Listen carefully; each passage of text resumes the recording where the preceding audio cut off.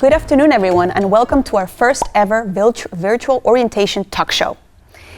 Today, you will make acquaintance with different members of the Institute, including professors, peer mentors, but also representatives of the different student support departments available at university.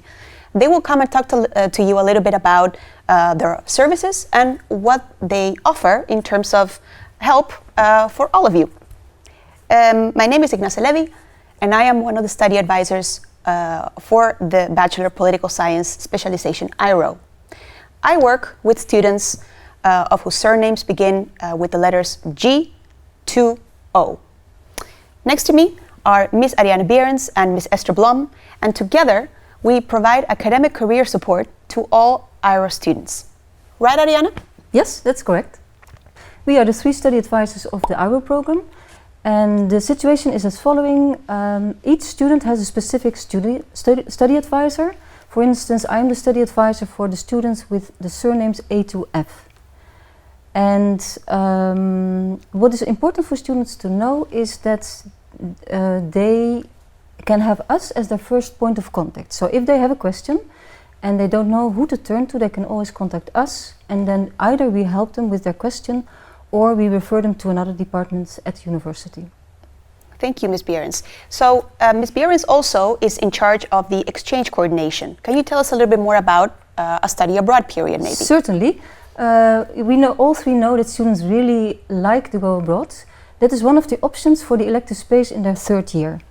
What I will do is I will already give them in the first semester of the 1st year information about what they can expect, where they can go to, which destinations they can go to, how the procedures works, what the application deadlines are. And so they can already orientate themselves in the 1st year what the options are for study abroad. Yeah, thank you. Thank you very much. So, as you guys know, or as you just heard, in your 3rd year, there's plenty of opportunities to delve into different subject matters, whether you stay in the Netherlands or whether you decide to go for a study abroad period.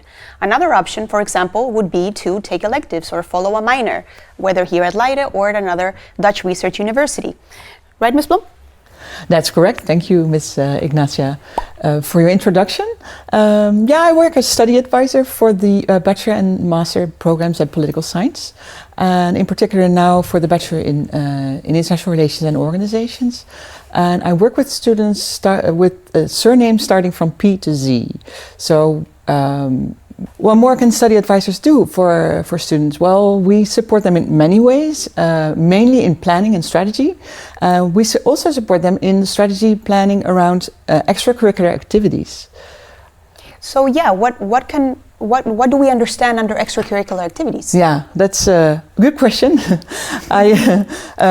Extracurricular activities are mainly activities that are outside of the curriculum of IRO. Mm-hmm. So these are activities that are not inside the program, but they are very important for development of students. So I can think of choosing electives in your 1st or 2nd year. We can think of doing volunteer jobs, doing internships, or MUNs is also very popular. We support students in making sure that this doesn't influence their study results. So we support them in their planning. What we also do is we support them in, and that's further into the program, we support them in finding the best way to adjust to their future master. So we help them in finding the best courses to add in their program in order to get to the master's program. And besides that, this is all about academic career actually. Besides that, we also have worked very closely with the career support of Leiden University, career services, and they support students with workshops, with all kinds of things that are related to future career, to the longer run. Yeah. And we think it's very important for students to think about these things, even though students are still starting the program. It's important to think about the future as well. Yeah, I definitely agree. And I do believe that for our first academic career support session that we're holding in September, we are inviting some of the career services representatives, correct? Yeah, that's correct.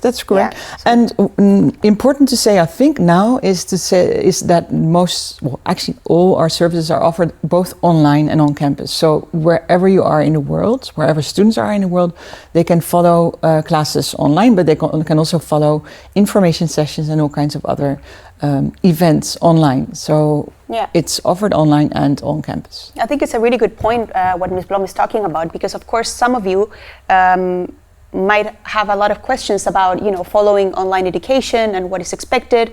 But I hope that the message has been clear to all of you.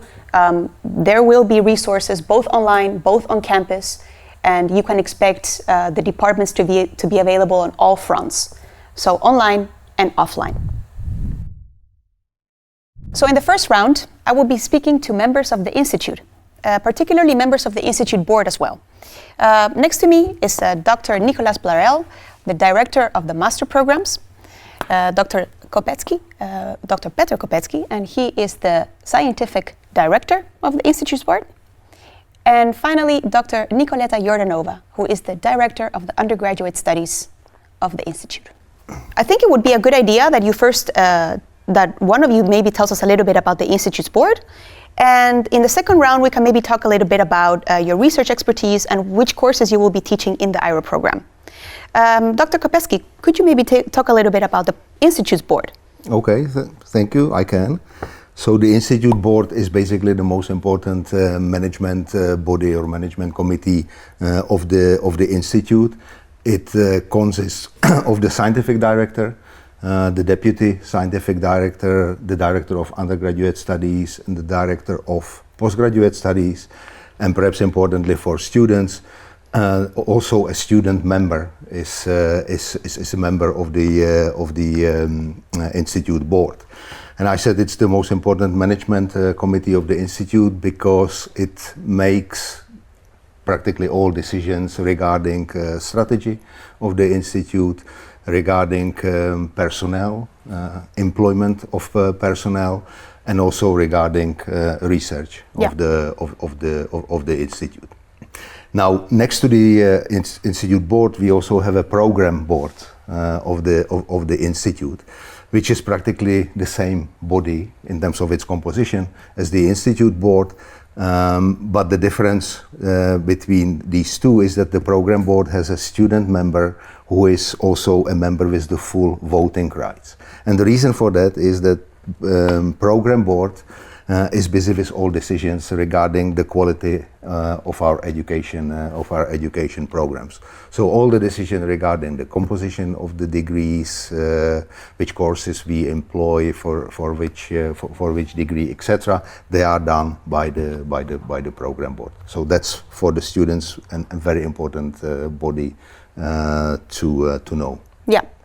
I think for the students, it's probably more important that they know more about the program board than they know about the Institute's board. Well, I think it's good to know about both, but it's also perhaps important to know that in practice the two boards meet together. Okay. Yeah. So it's just only that, and the decisions are made about education programs. Yeah. Then the student member has full voting rights on those decisions, and that's for the students perhaps the most important difference. But in practice, we meet together, conduct the meetings between Institute's board and program board together. Yeah, no, I think it's very important for the students to know. So basically, the students can reach out to the program board when they have feedback about the study program or when they have questions about the study program. Do I understand that correctly?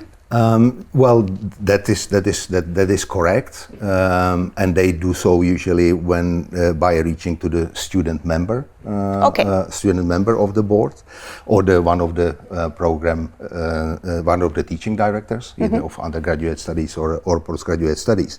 But I think teaching directors will later explain that there is also a very important institution called Education Committee, which comprises of members of staff and student representatives. So many, in fact I would say most of the questions concerning quality of the degrees, quality of courses, students should actually address to those committees. Okay. But I'm sure my colleagues will say a few more things about that later. Yeah. Thank you, Dr. Kopetsky. So let's recap. Dr. Kopetsky talked a little bit about the Institute's board and its members. He mentioned a director of undergraduate studies, and she is sitting to his right. That is Dr. Nicoleta Jordanova. Yes. So in the Institute board, I serve as the director of undergraduate studies. And my responsibilities cover a wide area of tasks, but most importantly, my main goal is to assure the quality of your education and of the students' education and diplomas in the IRO program, but also the 2 other programs that we have in our Institute of Political Science. And this is the Bachelor of Political Science and the Bachelor of International Politics, which are both at Leiden University's Institute, but not in the city of Hague, but in the city of Leiden. So I'm very much hoping that you will take the opportunity to meet co-students from these other 2 programs and have exchanges with them. I know that Dr. Blarel and Dr. Kopetsky talked about the different committees that exist also within the faculty and the institute. So not only the institute's board, but also the program committee. Could you also tell us a little bit about the education committee? Yes. In particular, how students can reach the education committee in case they have concerns about the program? That's a very important question. Of course, students should have access to answers on the quality of their education, but also a venue where they can express any preferences or suggestions for what we could improve on our programs, which we're always welcoming. And the education committee is exactly the right body to bring up such concerns or suggestions. It is composed half of student members, which I'm very much hoping all our IRO students would be actively involved in selecting in the coming months, or even run for office and be one of these student members. The other half is composed of lecturers from our institute, and this is the central body that you can address with any questions you have or concerns regarding the quality of your education. Yeah, thank you.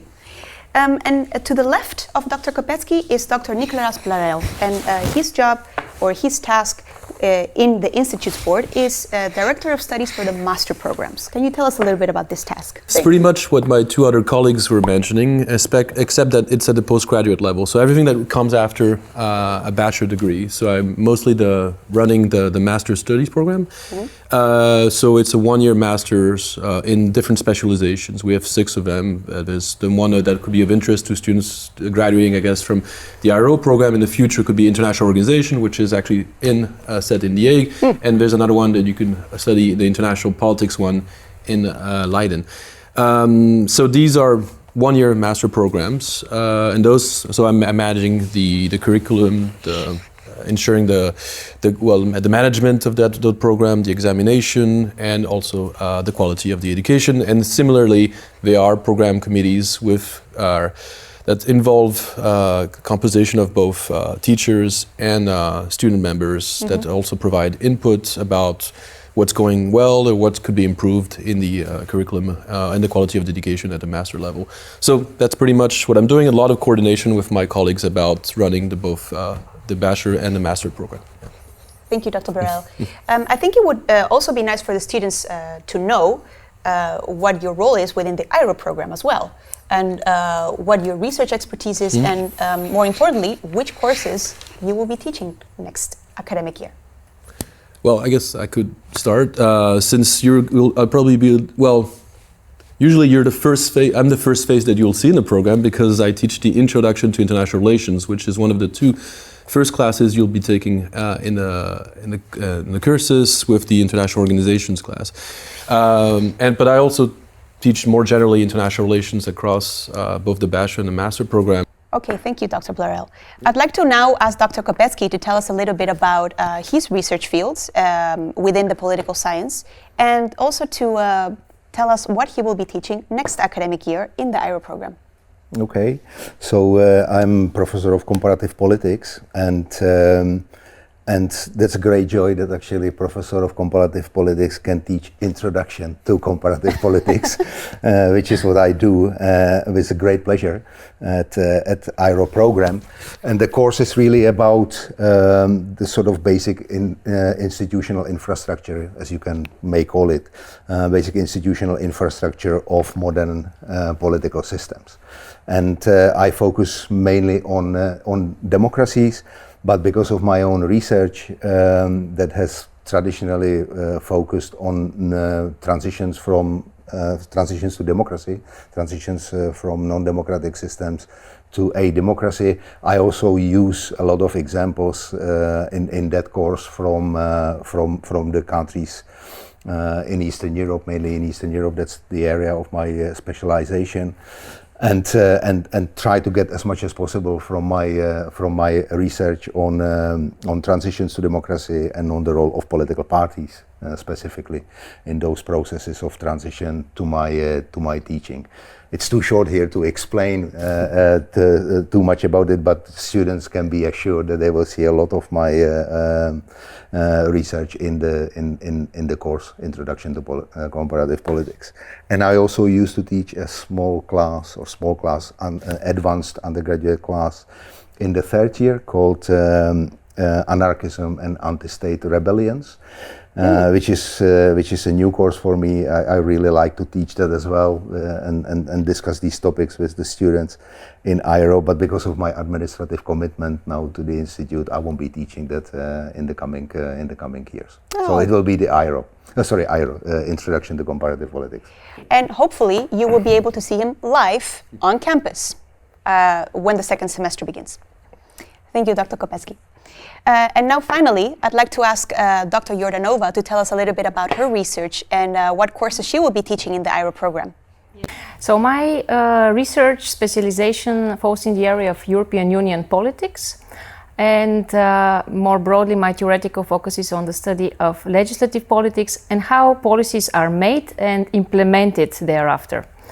I've been teaching courses on the politics of policy making, but at the master's level, and in the IRO you will see me in your third year when I offer specialized courses on the topic of the politicization of European integration, a topic that has become more and more important over the past 10 years, first with the sovereign debt and economic crisis in Europe, that was also a global economic crisis. Second, with the refugee crisis in Europe, and third, with the pandemic crisis that we are currently experiencing. So I will bring in examples from all these crises in my class. And secondly, I'm offering a bachelor thesis class in the third year, where you could write your thesis with me, and that will be on the topic of Euroscepticism, causes, consequences, and most importantly, responses by governments and member states. So do governments listen to the preferences of the people across Europe? When do they listen and when not?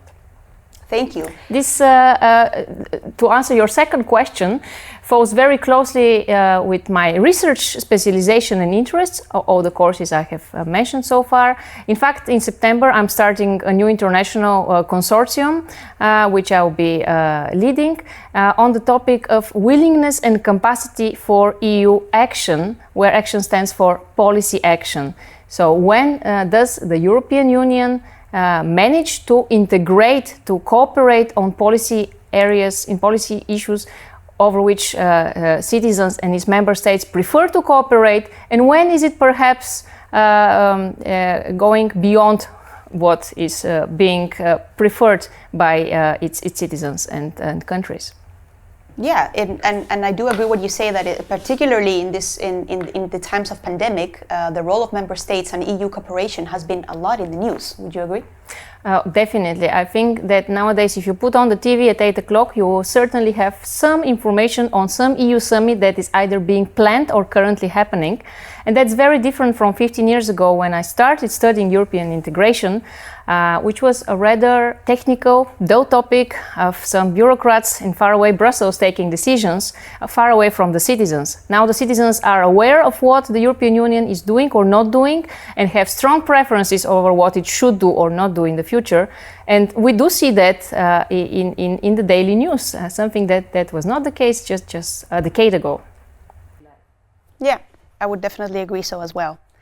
Well, I think we've come to the end of the round, and I'd like to first thank Dr. Burrell and Dr. Kopecky and Dr. Jordanova for joining us on the table today.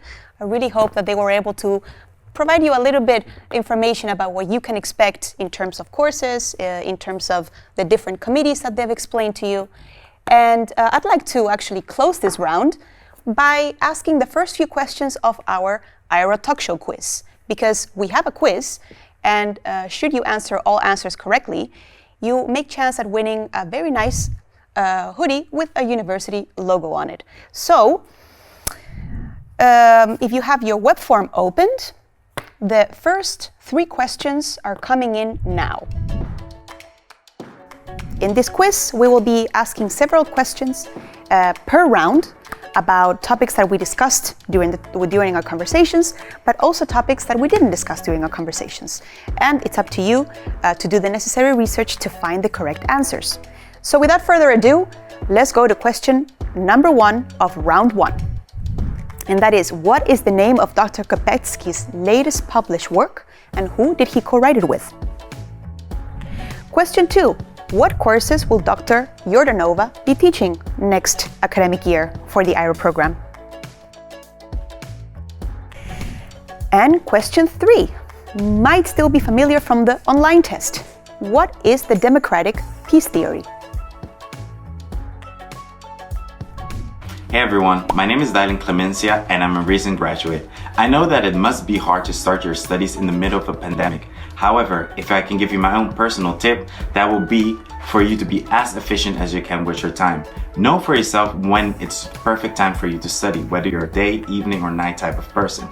In that way, you can figure out when you can have something else planned on that day to look forward to. By being efficient with your time and also having something else, you can balance your social and academic life. With that being said, I wish you guys all the best for your bachelors and really hope that despite the circumstances, you guys have a great year. Welcome back, everyone. In this round, we will be talking to colleagues that are working at the different student support departments. You can think about the SEC, the Student Affairs Front Office, and a colleague from the Fenestra, or in other words, a student counselor. In this round, they will tell you a little bit about their role within the university and what services they provide for you guys. So let's start. Next to me, my colleague Monique Tromp works for the SEC, which stands for the Student Service Center. Hi, Monique. Hi, Iggy. Could you tell us a little bit about what the SEC does for students? Yes, well, the Student Services Center is the department for once students are admitted to our program and starts within a program.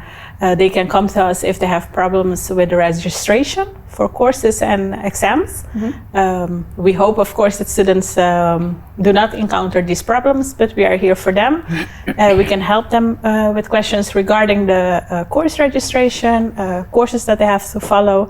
And of course, the first year students, after a while, once they have their grades in the system, they can request a transcript of record.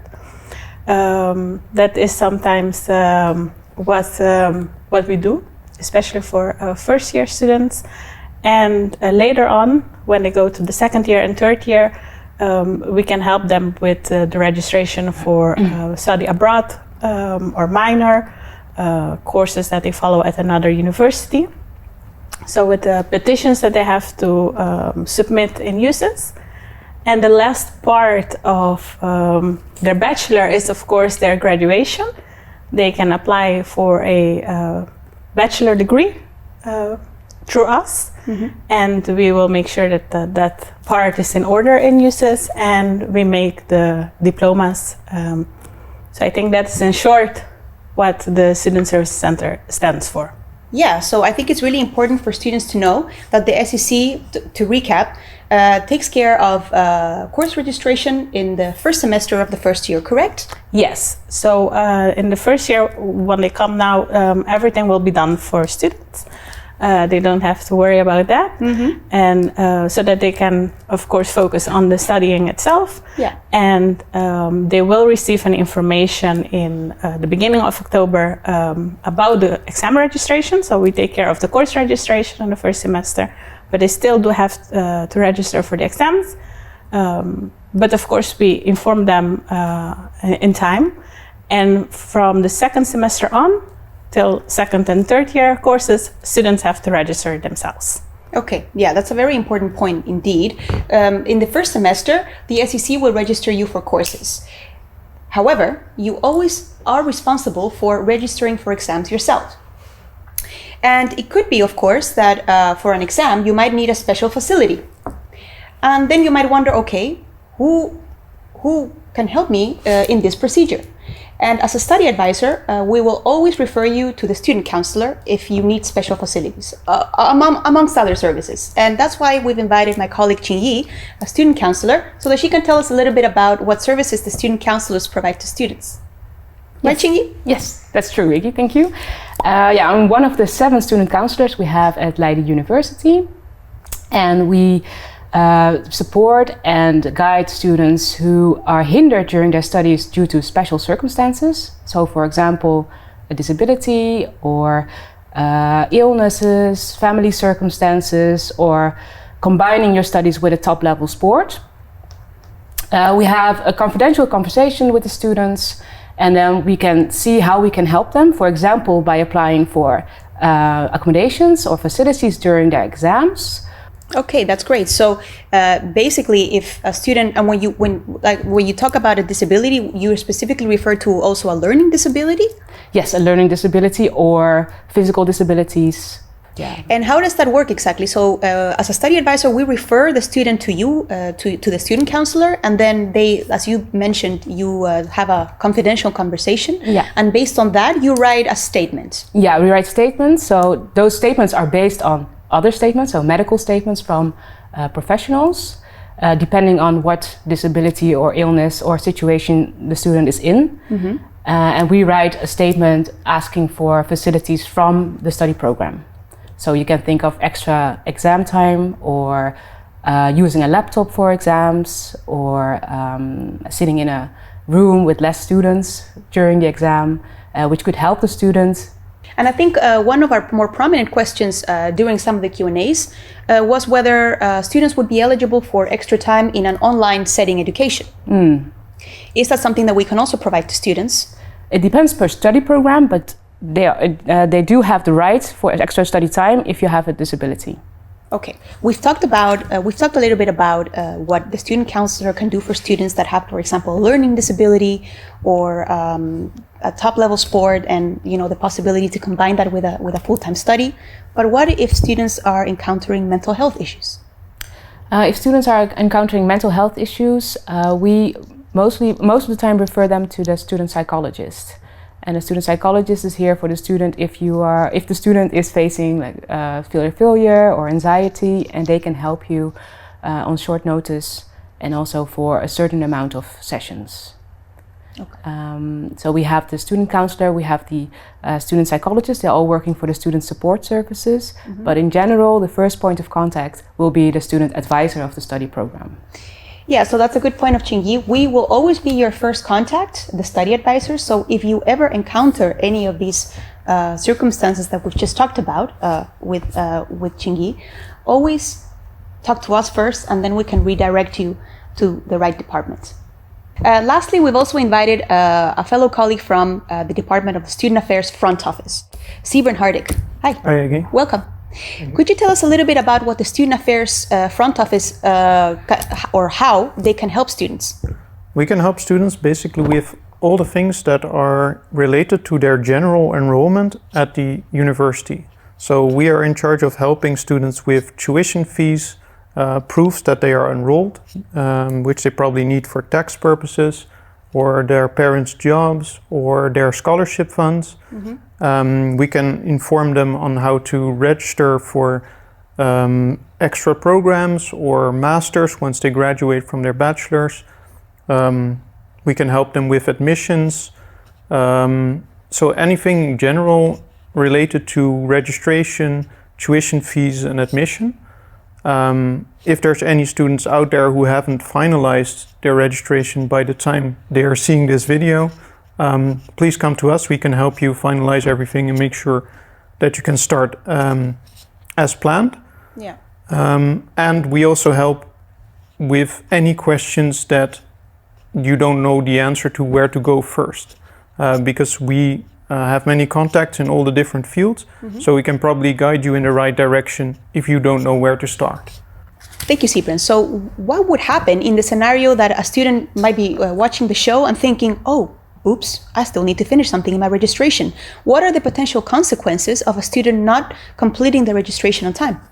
So the worst consequence possible is that their registration is cancelled if they don't act on the things that they have to complete. We always announce certain deadlines in our emails, and you can just follow the deadlines and the instructions in the emails. And if you have specific problems with delivering certain diplomas or language tests, just contact us as soon as you realize, oh, I still have to do something, in order to avoid any problems down the line. But usually there should still be some time to complete everything. Just make sure to stay on top of it and watch all the deadlines and emails. Yeah, I think it's very important what you say. Indeed, always keep an eye on your email, because we are constantly sending you emails from all sides of the university just to make sure that the start of classes goes as smoothly as possible. What if the student would have a question, let's say, about her or his LU card or student card? Could you tell us maybe a little bit about what the differences are between these two? Yeah, so we have 2 student cards right now. One that you keep for your entire student period. This is the LU card. You can order it by uploading a photo to your profile. And you need that to enter buildings, to hire books at the library, and as a general identification card.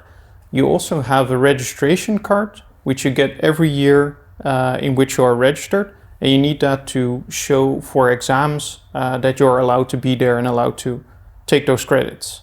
And those are sent automatically as soon as your registration is done. You'll receive a confirmation about when you will get it. So most students will probably receive it here once they get to The Hague, or it will be sent to their current addresses somewhere in the summer. They will be notified of which situation will occur. Okay, so it will be either, so if I understand correctly, it will be either sent to their address as provided in study link, Yeah. or they will have to pick it up here in the building. Yeah, generally if they're early with their registration, they'll have it at home, and otherwise we'll just keep it so it doesn't get sent while they're already here. So they'll be notified once it gets to our office and they can pick it up. Okay, that's great. We have sent out a form, and it's looking like most students of the program will be in The Hague. Will you have office hours here at Wijnhaven at the end of August? Not yet at the end of August. Okay. We're still, because of the lockdown measures, we're still working from home. But we are trying to reopen the offices as soon as possible. So I think the earliest possibility will probably be somewhere September or October. But it still depends on the governmental measures right now. So, but we are striving to have it open as soon as possible, because we know from experience how important it is to just drop by and see someone. Because that really solves your problem quicker than emailing or calling. And if we would open in Leiden, we would also open in Wijnhaven at the same time. So we are looking to do that as soon as possible, but my guess is it won't be before either October 1st or maybe September, but probably October 1st. Okay, that's good to know.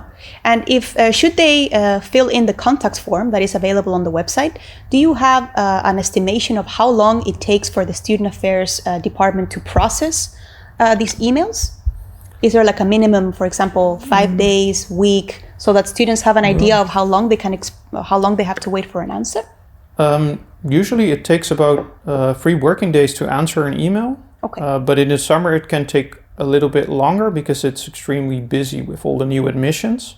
But usually once they get here, the busy period should be over and we should be able to answer it in about 3 working days. And usually we always filter urgent things when we see the emails arrive. So if a student has an urgent thing with a letter that they need today to get a scholarship or something, or they have something that has to be dealt with on a deadline, we will make sure to watch that so that we don't miss out on anything. Okay, that's good to know. Very good, thank you. One last question. It could be that students encounter problems with their account. And by that I mean Umail, or the account that allows them to access all these learning management systems. Is that something that the Student Affairs front office also provides help with, or should we redirect the students to the help desk? That's for the help desk. Only if the problem is caused by some problem with your registration, you should contact us. But if your registration says it's finalized, then you should contact the ISSC help desk, and they can help you with any sort of problem with Brightspace or with USys, or with logging in general, or with Umail. So they can reach out, yeah, exactly. You can reach them by phone or by email, but we will be providing more information in our during all the sessions that we will be organizing for students. I'd like to thank you all for joining us today, and I hope that the students now have a better idea of the services that each department offers. But before we close this round, it is time for the IRO quiz questions. Okay, so it is now time for the IRO Talkshow quiz questions of round 2. Without further ado, here they go. Let's say that you're worried that you have missed the deadline for exam registration. Who should you contact? A, your study advisor. B, the SEC. C, Student Affairs front office. Or D, your workgroup instructor. Question 5. Let's say that you have a question about your tuition fees or enrollment at university. Which department can help you with this question? A, your study advisor. B, the SEC. C, Student Affairs front office. Or D, the student counselor. And the last question of round 3. Let's say that you have dyslexia or another learning disability, and you might just need extra time for your exams. Who does the study advisor refer you to? A, to another study advisor. B, the SEC. C, the Student Affairs front office. Or D, the student counselor. Hi everyone, my name is Francesca. I am a second year IRO student, and I was asked to give you guys some do's and don'ts for online studying. So my first do is create a schedule. Stick to the schedule, have weekends and weekdays. Don't make every day the same, but make sure you get your stuff done, because that is going to pile up towards the end when deadlines are going to be more frequent. Secondly, do create a support system. So no matter if that's friends from home who are in a similar situation but maybe a different university, if it's parents, roommates, other students from the same study, can be study advisors, like use the resources that are given to you. There's technical support, there's mental health support, there's study advisors, you can reach out to your tutors and teachers, your community officers. There's a lot of resources, so just make sure you create a support system in which you have the best possible chances of being successful at your first year of university. My third do is take care of your mental and physical health as well. So take breaks, meet friends or online, or if possible, like if it's allowed in your country or where you are, even in person. Also, physical health is very important. Guys, you're going to be at home a lot, so try to move, get out, go for a run, go for a walk, do some yoga, whatever it is you do it. For my top 3 don'ts, I would say, first, don't hesitate to reach out. This kind of goes along with the whole support system thing, but don't hesitate to reach out to ask questions. It also goes for class. Don't be afraid to ask questions. I know it's very intimidating when you're in a Zoom call to raise your hand and then be asked, especially if it's about a political topic, which can be kind of, but don't forget that you're there to learn. You're not there to already know everything. So don't be afraid to ask questions and to reach out. My second don't is don't keep distractions near. I know this is an obvious one, but if you're studying or, looking at an online lecture, put your phone away. Try not to be on it. It's so easy, I know, or like to browse on a different browser and kind of have someone talk in the back of your ear, but just really try to focus. It's going to make your day a lot shorter if you're able to focus on the things you're doing, because then you're going to be able to get it done and learn it so much quicker. My last don't is don't panic. Don't stress out. You'll be fine. Don't forget, it's not the end of the world. You will be fine. Trust me. I know it's very scary and, a weird situation. The first year at university is already scary in itself. let alone in a global pandemic. So just try not to stress out, and I promise you'll be fine. Okay, that's it for me. So good luck with your studies, and I'll see you around. Bye-bye. Hi everyone, and welcome back to our third round of the talk show. What you just watched is a testimonial of an Irish student. So hopefully you've liked the testimonials that we've shown you till now. But now you are going to see some live students, because we are here with the president of the Study Association and the president of the Student Association. Specifically, SPIL, the Study Association, and Cyrus, the Student Association. Mariam, hello. Hello. And welcome. Thank you. To the first IRA talk show. Yeah. Are you happy to be here? So excited. Yeah, I can imagine. So you're here to tell us a little bit about your role as president in the Study Association SPIL. Mm-hmm. Yes. Could you maybe tell us a little bit about what your role is as president, and also tell us a little bit about SPIL? Yeah, oh, I can do that for sure. So the new board, the 40th board of SPIL, so we are in our Lustrum year, which is very exciting as well. 40 years? Yeah, 40, we're old. So the 40th board has not been installed yet, so we're like the FT board, and we will be taking over from the 39 board on the 12th of September. Mm-hmm. But right now, I think we're already really busy with our new board, trying to make it really like a welcome for the new students, really trying our best. Like, there's Corona, so we really need to see where and how we can do that. Yeah. But I think, so I haven't been president, like I am going to be the president of SPIL, but I haven't practiced it yet.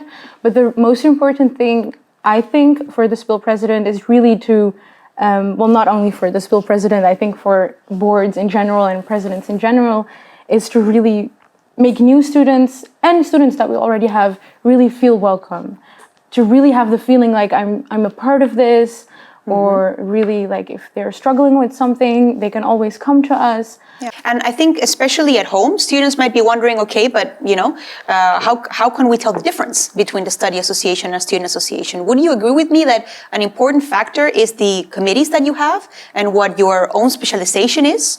I mean, for example, could you tell us a little bit about the committees that SPIL has? Yeah, so SPIL has, so what I personally really like about SPIL is that you do have a wide variety of committees.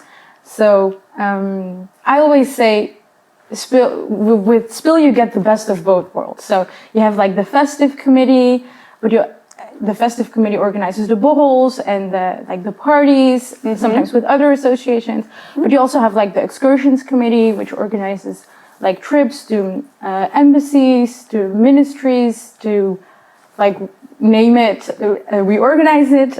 You also have the debates, which is very popular as well. Debate? Yeah, it's a magazine, a political science magazine. It's written by our own students, so you can apply to be a member of the debates committee, and then you can write articles. We have festive. We have the trips committee, so you have the Brussels committee, the short trip committee, and the long trip committee. Wow! So it's really, you can find your own place within SPIL. So if you're really like into the party type, then you just go to all the borrels and all the parties, because there's plenty. And if you're more interested in like the excursions, you just go to all the excursions. But I think that kind of shows that there's like the committees are an important factor. I think the committees are the most important thing of every association, because they do all the work, and it really shows what we stand for and what we want to achieve. Yeah. So I agree, and I think Esther Tyson, president of Cyrus, would also agree that committees are, you know, quite a decisive factor in differentiating yourself from other associations. Yeah, I mean, Cyrus, I think, just filled a little bit of the gaps of the things, because SPIL was already doing a lot. Yeah. But since Cyrus is very much focused on IRO students and the issues that they face, especially international students and non-Dutch students in general, so also EU students. So Cyrus basically went and just filled those little gaps. And then also some fields of interest, like we have the Goodwill Committee, which focuses on sustainability and charity, which is a very, very popular committee. And they did a lot of great things, like the swap shop, where you try to give secondhand items another life and things like that. And then also one committee that I was part of last year, which was the Student Support Committee, where we focused a lot on just working with the student support services and just trying to find ways to increase your quality of life by focusing on mental health and the stress you're facing as an international student. Especially, there's a lot of things that get thrown at you, like taxes, things you don't know about Dutch culture, things like that. So Cyrus is filling a part there. Then we also have sports committee, arts and media, where you can be as creative as you want to. Then we have our 9th committee now, which is the regional committee, to just increase representation of the different nationalities that we have within Cyrus, because there's a lot, because Irish students come basically from everywhere to The Hague. Yeah. So that's a lot what we do. We also have academics, but we also do lectures, sports, social. I'm going to forget things. Oh, what's also important is we have a first years committee that basically just focuses on working with first years and integrating them into IRO and the IRO community, especially with the second and third years. So that's an important part. And I mean, that is also the committee that first year students will be closely in contact with during their first months, because that's when they do their most work. Yeah. So yeah, the committees do differ, but I think we do overlap at times. But yeah, there's some gaps that Cyrus tried to fill for internationals and non-Dutch students. But SPIL does so much, and we're just trying to add to it. Yeah. And just especially for IRO students. Yeah. That sounds great. And I think we can also talk a little bit about the things that overlap, because I think the reason why they overlap is because you both need to offer it, you know. And I can think, for example, of things that I saw come by last year, like study groups. Yeah. For example, I know that you organized through SPIL, SPIL organized study groups, but so did Cyrus. Yeah. And that worked quite well. I mean, it doesn't necessarily mean that because you're two different associations that you shouldn't overlap. I think it right? I mean, SPIL also covers. SPIL is for the whole Institute of Political Science, right? So you also have master students and other bachelor programs. Yeah. And Cyrus is specifically IRO. So when we had lectures, for example, that were organized by the academic committee, we had, for example, the panel on Kashmir, which was very much fueled by the discussions we had within the IRO community.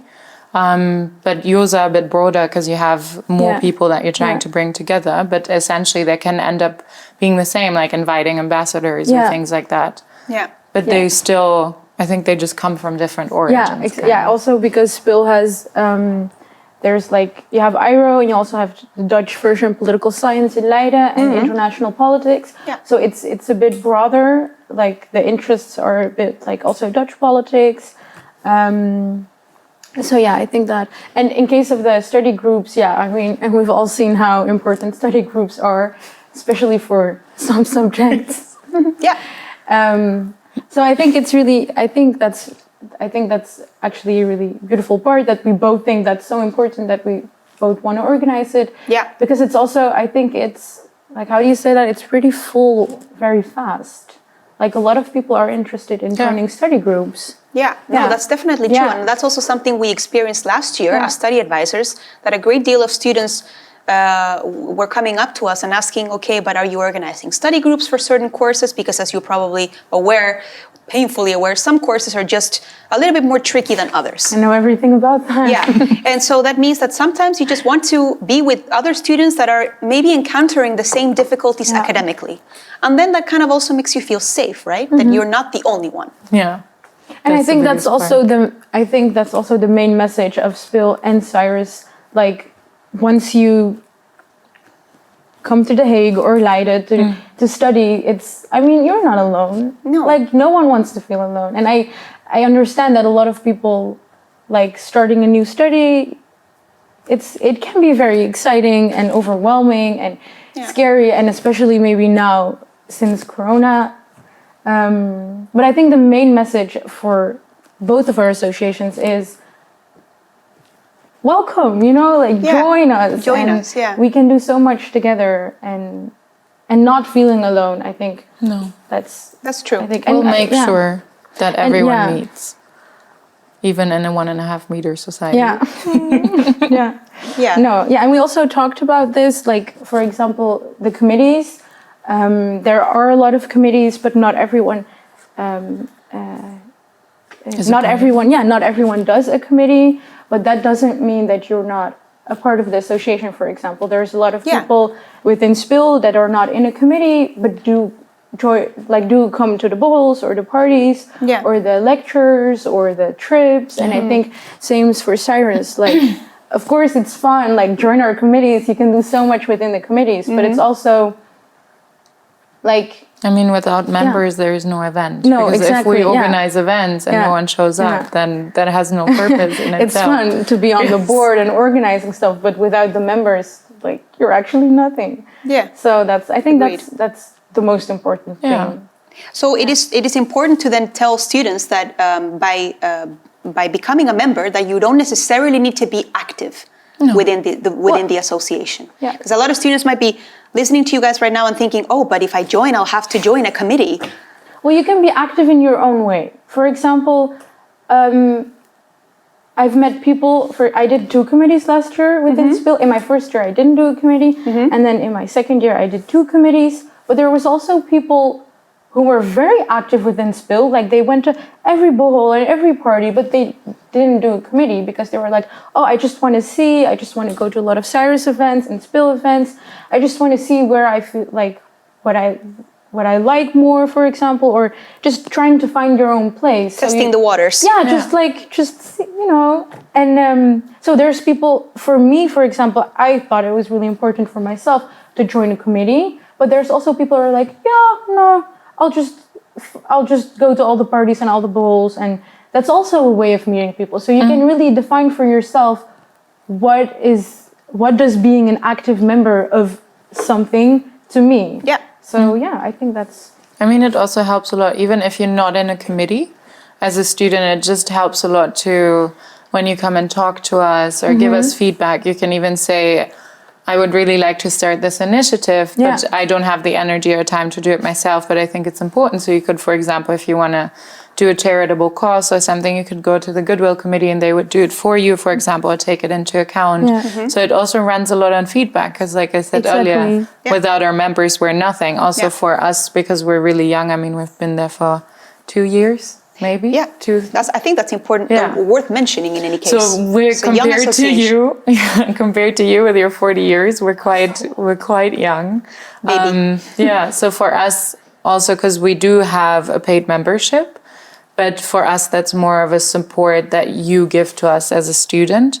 So if you get the membership, that of course enables us to organize these events and try to make them, because the majority of our events are for free. And then on parties or things like that, you get significant discounts. Okay. But so without our members, we're nothing. Yeah. Can we talk a little bit more about this membership part? Because I do think it's important, especially for the audience at home.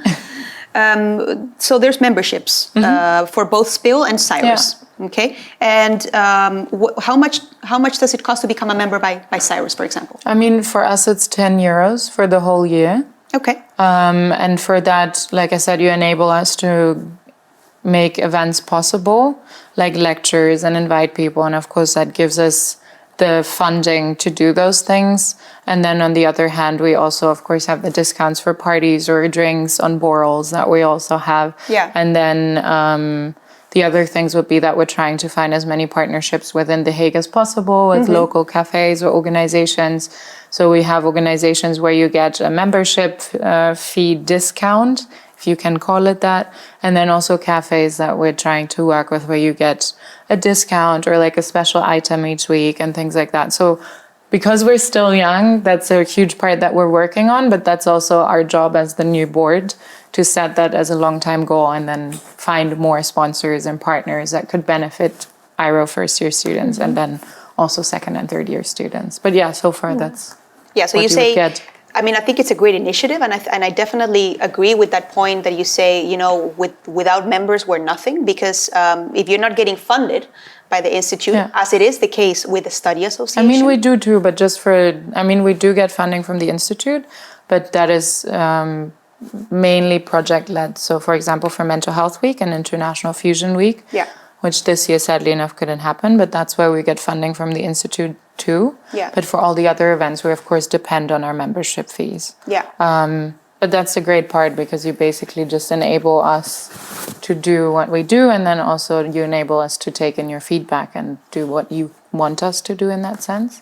Yeah. That sounds great. And is it so that a student has to pay every year for his or her membership? Yeah, so you have to renew it every year. We're trying to figure out something where you could have maybe more of a long-term plan, but we'll see about that. But we're very young, so we're just trying, like testing the waters, basically. Yeah, I think that's great. And I think these initiatives are really great. And I think the audience at home is certainly already thinking about, joining both the associations, because it sounds so much fun. What about Spill?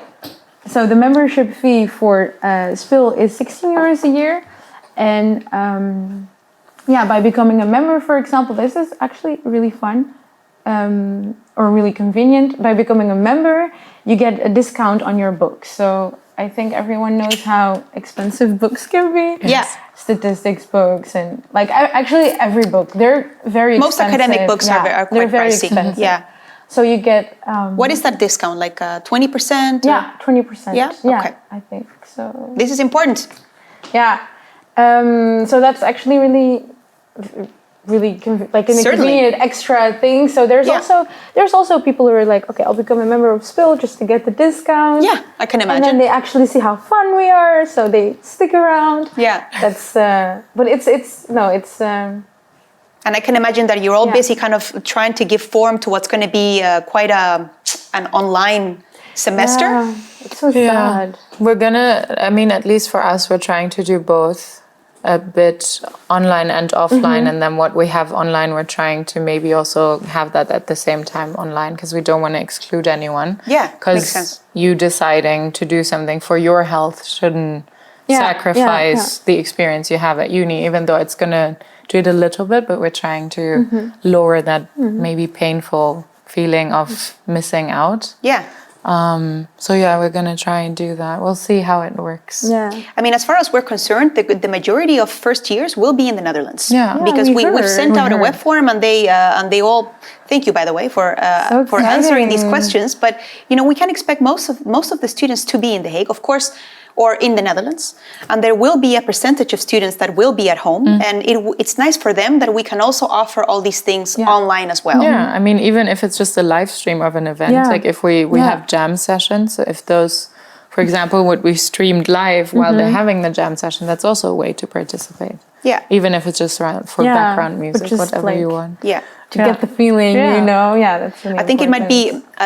be, it could be even a little surprising to hear from some students in some parts of the world that are in a real lockdown situation, that in the Netherlands there is some more freedom in terms of lockdown measures. And, cafes are open here. And also jam sessions are possible, of course, small ones. with the 1.5 meter measures as well. Yeah. But in Holland, the measures are, let's say, can we say less strict compared to other countries?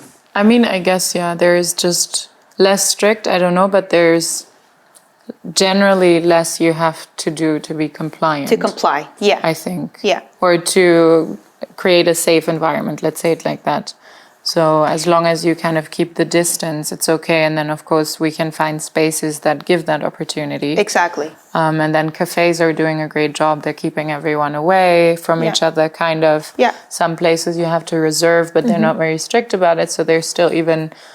if you want to study in a cafe, that's still possible, which is nice because you're not trapped at home all the time. Yeah. Have you girls also been at Wijnhaven since it reopened? Today, for the first time. Today? It was so emotional walking.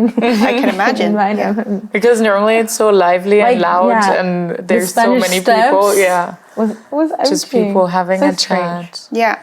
But I think for everyone it's very challenging, and it's also sad because I was personally, and I think all of my board members and your board members, were looking forward to meeting the new first years and seeing the second years and the third years and seeing everyone again, and really like supporting each other and being like, we're in this together. And I understand, like, might be a bit harder now or more challenging now, but we're also like already thinking about physical activities and online activities, but there's a lot you need to like think about and take into consideration. Yeah. But yeah, the most important thing is like we really, like the reason I applied to be on the board of SPIL was really for like to do it with the members and to like stay in touch with them. So I really hope that the new first years really get that feeling. Yeah. That they can always like, you know, just text us, send us a DM on Instagram. I don't know, just you're always you're always there for them if they have any concerns that they want to voice out, or like even if they're just looking at the live stream, for example, or if they come to the activities. But there's like often we tend to frame this whole situation as kind of missing out or a challenge or something. But I honestly, and I told this to my board, or maybe during the campaigning, I see it almost more like an opportunity, because it gives us the ability to try out different tools. And if that's digital tools, that's nice as well. I mean, that's a good one. There's a lot of things you can do. For example, the Caring Universities project that Leiden University cooperates with, who we had as a guest last year, Mental Health Week. They are doing a whole online platform where you can that's supposed to help you with feelings of stress or loneliness or homesickness, which happens to a lot of international students, because some are hours by flight away from their families. So there's a lot of different tools we can play with, and I think I would like to see more the opportunity and the creative part about it than challenging and limiting, because it doesn't have to be, especially if students actually come. There's so much we can try and do, and it's just going to be trial and error, basically. That's great. I think that we should all keep that positive outlook. Yes. I try. And you know, speaking of positive outlook, this is of course for the students at home that are watching. How would the procedure work if, for example, you're looking for members for all these committees? Because let's face it, you also need committee members. Yes. Yeah. I mean, for us, we do a lot. The majority of that happens online and on social media. Okay. The recruiting, you mean? Yeah, the recruiting of commissioners. So we already have our committee heads. Okay. And they will, of course, need help and people to work with, because they can't do it by themselves. Yeah. So there will be basically job descriptions and what is kind of expected, what you have to put in, or some skills. Because, for example, for public relations, you need someone that is good at photography and things like that, because they'll be photographing the events and everything. So that's kind of important. Also graphic design. So IRO students, at least how I experience, they have so many different skills. Yeah. And we don't get to use them at times, because all we do is politics basically throughout the day, or academic skills, which is nice, but sometimes you need a different thing to do. Yeah. So the committees give that opportunity, and you see that in the recruitment process in the job description. So it says the skills that might be expected or that would be great to have. You're not going to be excluded because you don't have them. And then you basically apply, and then you're going to have an interview with our new committee heads. And then you'll be basically contacted back by them if they want you. But so far, only Goodwill, because it was really this popular, had to reject people. Okay. Oh, you already opened the... No, not yet. Okay. No, last year. Okay. Last year. And this year, when will you open the recruitment? Probably in the end of September, so we can give people the time to assimilate in the new environment, and also get used to uni first and get to know us first, and then they can decide. Because before that, it would be kind of throwing someone into something they have no clue what it is. Yeah. And let's imagine that there's somebody that is following online education, I don't know, in India or something, and they would want to be a part of the committee. That's fine. Would that work? Yeah, that they would fine. do it from a distance, for example? Yeah, I mean, we also might have some board members right now that might not be able to come back. Okay. And we do everything online just to facilitate everyone. So we have the meetings online via video chat, and even if we would have them in person, we also had one board meeting where a group of us were on one screen, and then some other people were on their own screens on their computer. So we'll make it work. Great. Has worked so far. We can do this. Yes. So the recruitment process for Cyrus starts in September. What about the recruitment for SPIL commissioners? Yeah, because usually you have a full week of Hop Week and LSIT Week and the freshman weekend, where SPIL meets all of these new first years, and then and they can talk to the new board members and the old board members, and they can Is it like a Q&A? What do you mean with Q&A? Like question answer session? The LSIT week, or no? When students can talk to the board, is that during all those weeks? No, that's just like No, hanging out. just at the information market here, or like after the talk. Okay, got it. And at the freshman weekend is no. It's just like how do you say that? Just a freshman weekend, and then everyone's just like doing activities and stuff. Yeah. But okay, so that is due to Corona. A lot of that will either be online or will be like less. On online information market. Yeah, that would be fun. That sounds very interesting. Yeah. We'll see.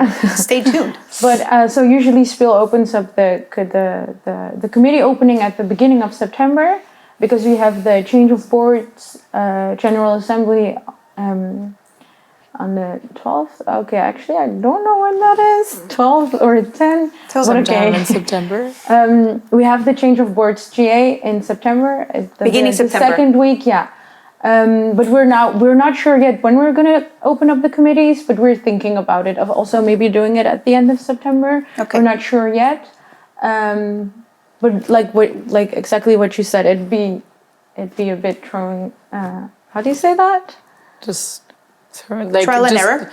No, Yeah. I mean just No? throwing a lot at students Yeah, that if just moved here and still have to get used to uni and everything. Yeah, exactly. Yeah, that makes sense. If they even if they hadn't joined the hub, because there is not a lot that is going on right now. Yeah. Maybe just let them getting to know Spill better in the first week, in the second week, in the third week. So we're still thinking about that, but no. End of block 1, usually. basically. So Yeah. give them a block to like Latest. acclimatize. Yeah, with student life and university life generally, and And we don't have so the Spill committees are they consist out of a chair, a secretary, a treasurer, and general members. So we don't have anyone yet. So I know Cyrus has the committee heads, and then they do the interviews. Yeah. Within Spill, we don't have anyone yet. So when we open up the applications, for example, for the short trip committee, everyone can apply for the interview, and they can say, okay, I want to be the chair. No, I want to be the secretary, or they can give their preferences, and then they talk to 2 board members. Yeah. And it's just an interview, and then we think, okay, maybe they're a good chair, maybe they're a good treasurer, maybe so it's really that, and sometimes. It's a normal recruitment process. It's a recruitment process. With like sending a CV, and if you meet the certain criteria, then you get invited for an interview. It's essentially a job interview. Actually, it is. Yeah, it's really good practice. Actually. Yeah, it's perfect. I mean, it is a job. Yeah. There is a lot that's there is stuff coming at you that you will be responsible for. Yeah. If you're an active member, if you're just a member, of course it's different. Yeah. But if you're an active member, it's like a job. Yeah. No, for sure. Yeah. Takes commitment. Oh, committee is so fun. Yeah. Well, that's great. Well, thank you guys for being here, and good luck next academic year. Thank you. Thank you. And now it's time for the next few questions of the IRO Talkshow quiz. So stick around, because these will be one of the last few questions, and make sure to write all your answers in the web form so that you can make a chance at winning that lovely hoodie. We'll be right back. Okay, so now it's time for round 3 questions for the IRO Talkshow quiz. Here they go. What does the acronym CYRUS stand for, and how long ago was CYRUS established? And the other question, SPIL is the student association for the IRO study program. True or false? Welcome back, everyone. In this round, we will be talking to one of our peer mentors. In the next semester, you will all be following classes online, and the Institute, as well as the faculty and university, thought it would be important to allocate a peer mentor as well as an academic mentor to each work group. In your work group, you will have one peer mentor that will be your contact person for practical as well as social aspects of university life. Next to me is Ella Picavet, and she will also be a community officer for one of your work groups. You might just end up in her work group. Right, Ella? Might. Hopefully. Hopefully. Can you tell us a little bit about the role of the peer mentor next semester? Well, the peer mentors, as you said, are practically there to assist you and guide you the first year, practically the first semester, because that's going to be the biggest transition for you. And they're going to be there for you in 2 aspects, as you said, social. So They can help you get acquainted with The Hague. Maybe you're from here, from the Netherlands, maybe you're from very far abroad, and they're going to help you get situated and show you around, maybe show you around the study associations. Maybe you like horse riding, maybe they can like give you tips where you can go horse riding, things like that. Yeah. And there's the practical side, such as, oh, how do I enroll for my exams? Did I pass my exams? Like, don't worry about that yet. Like, this is your orientation day, that's way too far. Things like that. But also if you have problems, we're not there for you we can't solve everything. Like, we're not magicians, we're just second years or third year students, but we can help you find the right person who can help you with your problems. Sometimes we can help you and you can always talk to us. But sometimes you need someone else. And then you don't need to like search for hours to find the person you're looking for, but we can help you find that person. Yeah, I think it's great. It's a great point that you mentioned that you're not magicians and that you're just second year students. But I think it's important for our prospective students to know that you have been in the first year and you know a little bit how to navigate university life because you've already experienced it already for a year. Yeah, exactly. Because I think we, at the end of our third block, it started transitioning into COVID measures, and everything changed for us. And we've had to adapt to that. And it hasn't always been easy. But because of that, we now know sort of what to expect. And we know tips and tricks for online education that you might find useful as well.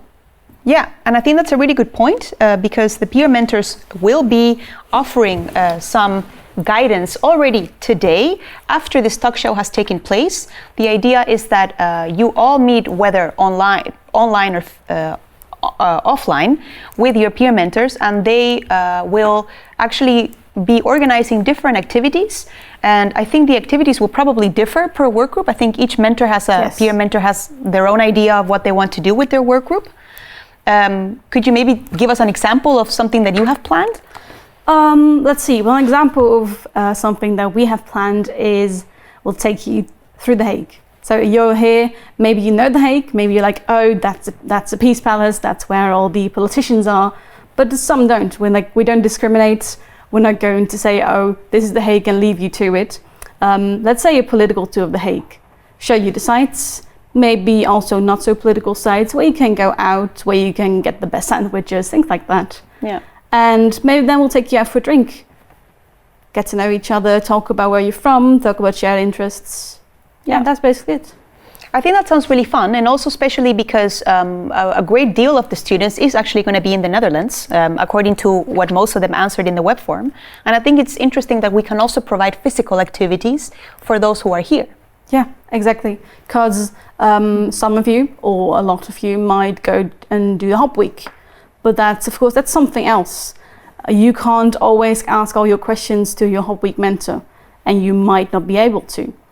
And the CEOs are people that can answer a lot of your questions. Like, don't be afraid to ask them, whether you're sitting with them in a classroom or you're walking with them through The Hague.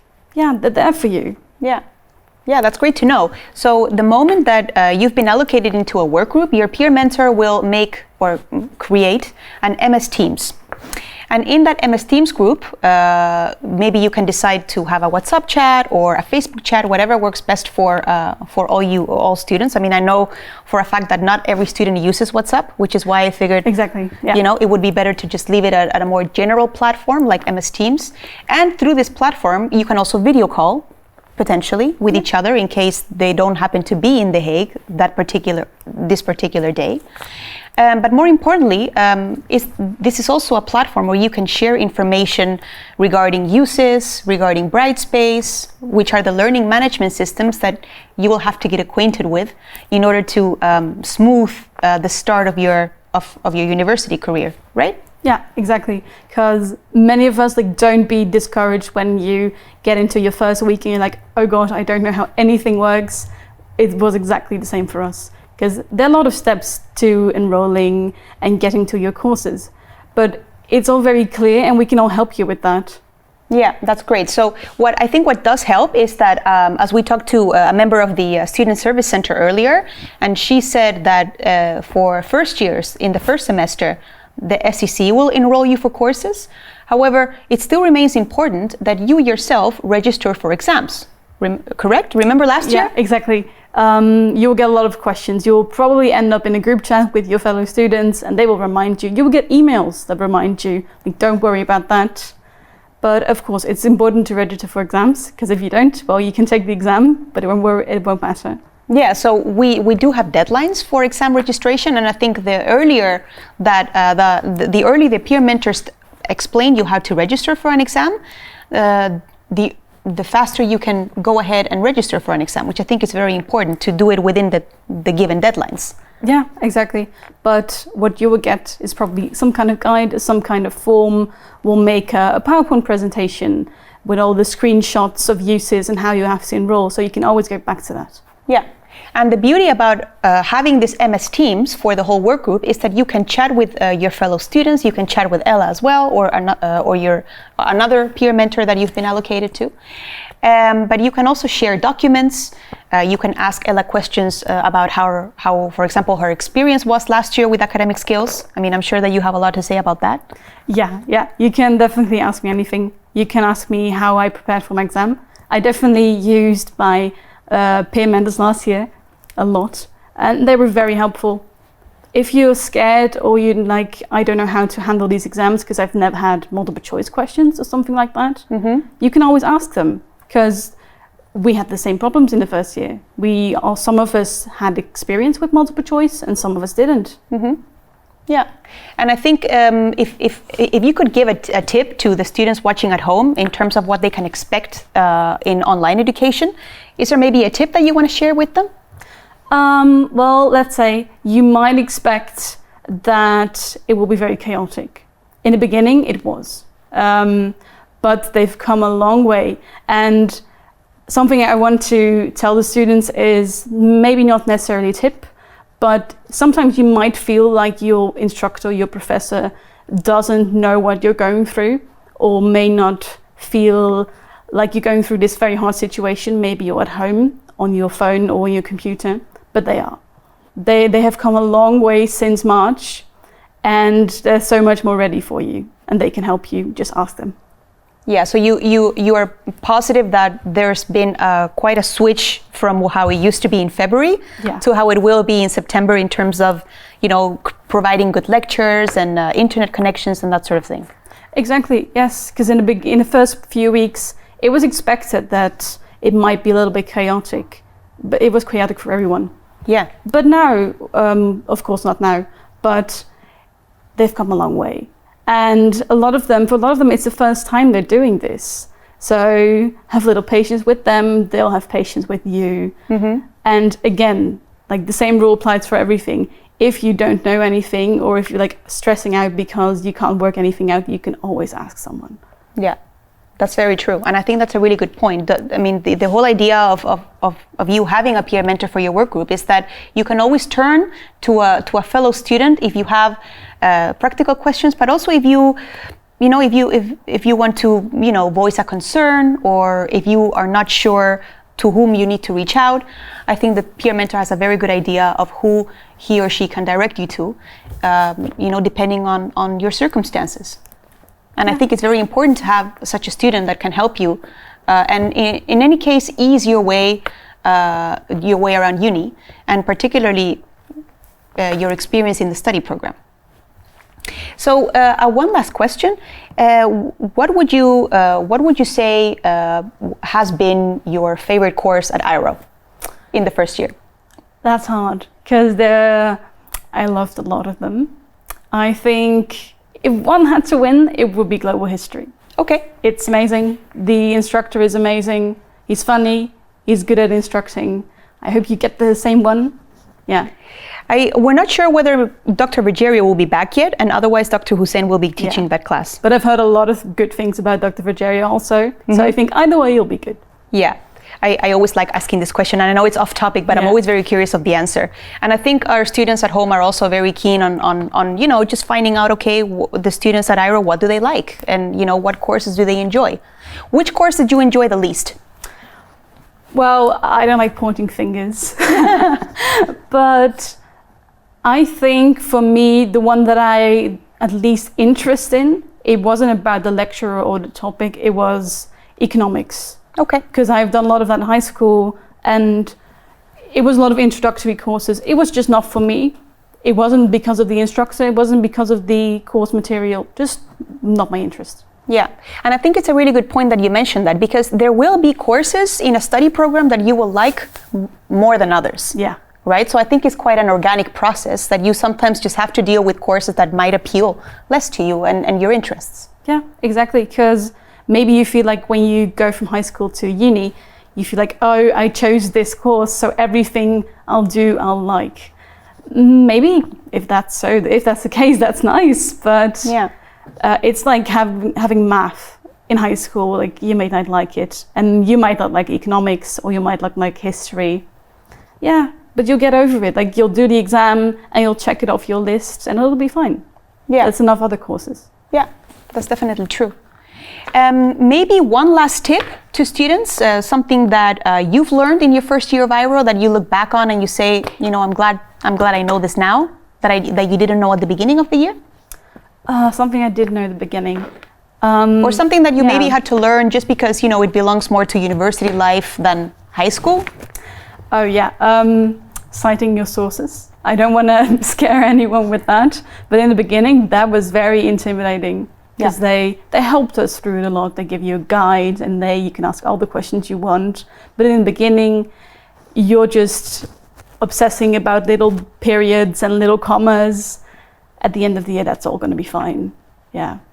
So I think the main message you're trying to tell them is, you know, you might stress out a lot at the beginning, but it'll be okay. Yeah, it'll be okay. Like, it's the same as if you start a new course in high school, or if you start a new club or you make new friends. It's going to be a little bit stressful in the beginning, especially with Corona times. Mm-hmm. But you get used to it. Yeah. Yeah, and I think it's also important for them to know that they have a secure network that they can trust.